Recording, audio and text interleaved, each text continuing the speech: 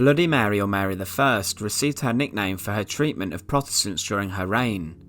Previous kings Henry VIII and Edward VI would almost outlaw Catholicism, promoting Protestantism as the main religion of England following the English Reformation and also Henry VIII's break from Rome. The Tudor times were categorised as a time of great religious intolerance and brutality, and much of this occurred during Mary I's reign and led to her nickname being developed. Her stance to reintroduce Catholicism, her own religion, greatly added to religious divisions in the country, and Mary would get even with the previous monarch's persecution of Catholics by targeting Protestants. These people were often burnt at the stake in horrific scenes across England under Mary's reign. However, today we look at the interesting story of an English clergyman and scholar who would become Bloody Mary's first victim. Today we look at the brutal execution of John Rogers. Remember to support our channel, please make sure to subscribe. Born around the year 1500 near to Birmingham, John Rogers was later educated at the prestigious University of Cambridge. After leaving university, he went to become a rector at a church in the city of London.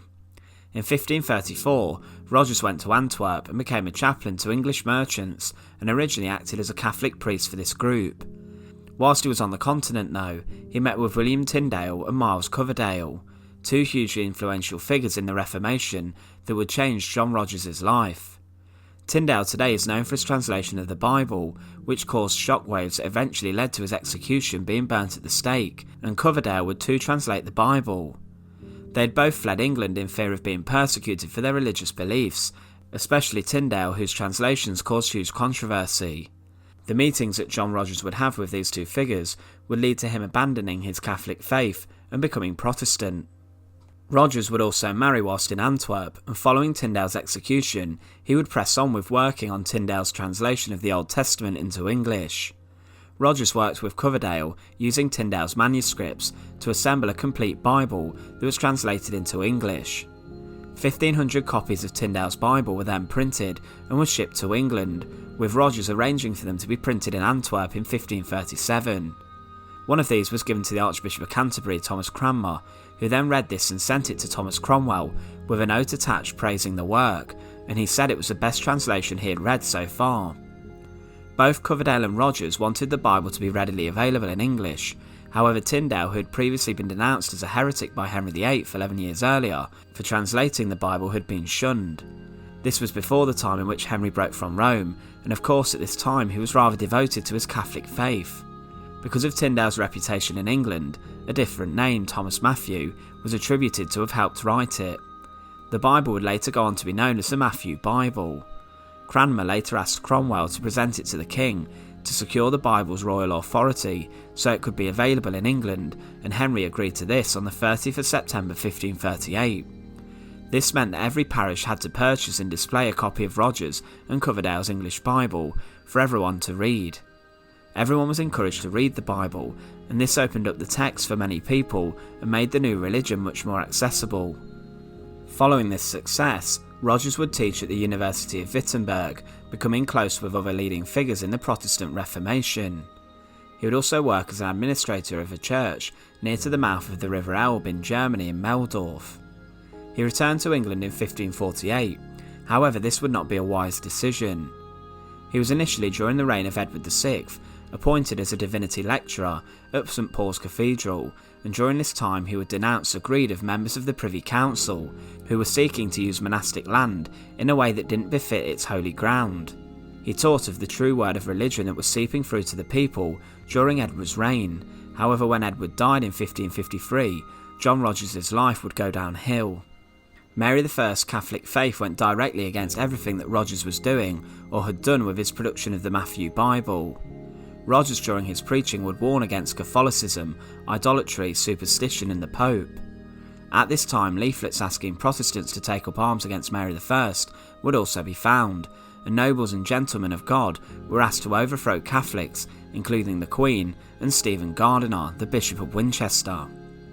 Because of this, a number of leading Protestants, including John Rogers and other reformers, were arrested and imprisoned.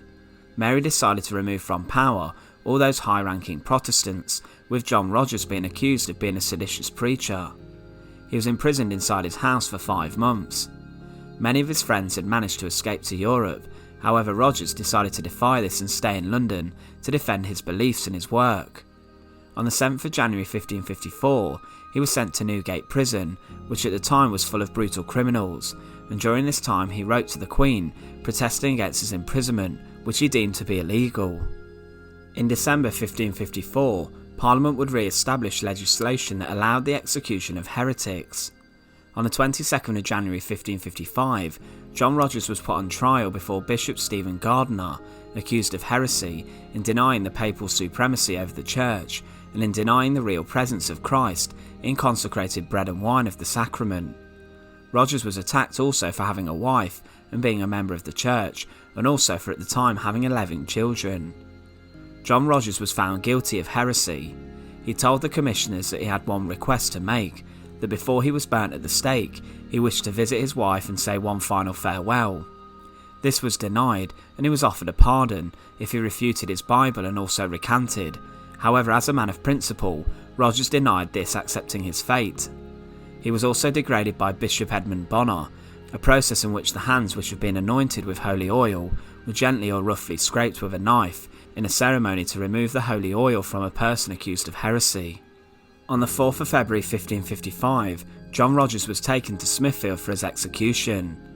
His wife and children met him on his way to his death, but Rogers still refused to recant. John Fox's Book of Martyrs offers an account of the events of that day. Mr. Woodroof, one of the sheriffs, first came to Mr. Rogers and asked him if he would revoke his abominable doctrine and the evil opinion of the sacrament of the altar.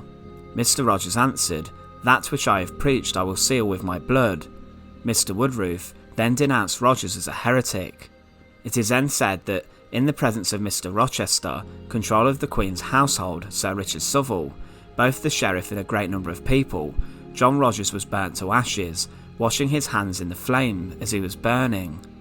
A little before his burning, his pardon was brought, if he would have recanted, but he utterly refused. This sorrowful sight of his own flesh and blood could nothing move him, but he constantly and cheerfully took his death with wonderful patience in the defence and quarrel of the gospel of Christ.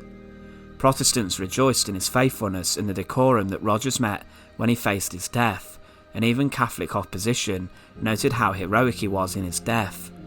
So John Rogers would become the first victim in a long line of Protestants who would be burned at the stake during the reign of Bloody Mary I. In total during her reign, 284 Protestants would be murdered in the same way or in the name of religion. However, Rogers, being the first and a very significant member of the Protestant Church, could have been used as a deterrent against the old beliefs. Mary I was making drastic changes in England, and failure to adapt to these could have been brutal. Today, Rogers is known as a martyr and as a victim of the religious intolerance that took place during the Tudor period. Once again, thanks for watching. To support our channel, please make sure to subscribe, and once again, thank you so much for watching.